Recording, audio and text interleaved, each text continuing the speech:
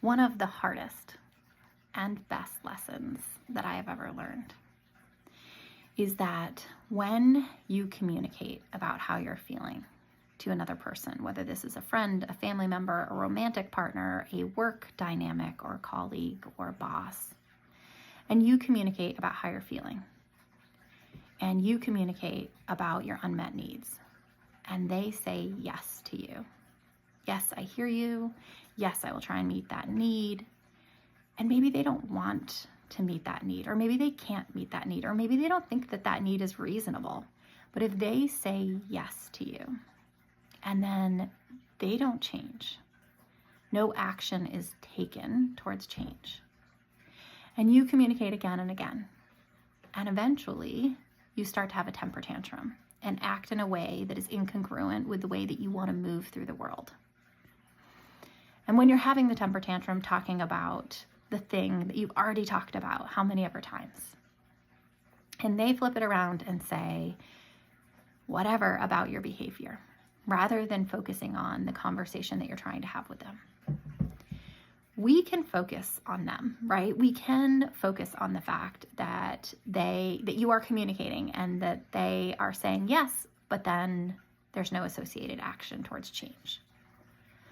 And we can focus on the fact that they are taking the conversation, and instead of looking at their role in it, they are turning it around on you. Or we can look at your role in it, because this is the truth. So many of us are emotionally attached to a particular outcome with a dynamic, a person, situation, whatever it is. We are so emotionally attached to that outcome that we're unable to be present with the truth of the situation that we are in. And when we can be present with the truth of the situation that we are in, and we can realize that we have communicated and that the person has said yes, that they are willing to change and meet you, and they don't,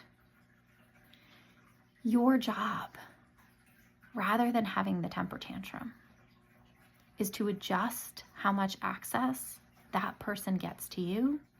in your life. And so many of us get stuck because we're emotionally attached to a particular outcome or a story that we have about who that person is, that we're unable to be present with the truth of what is happening in our reality.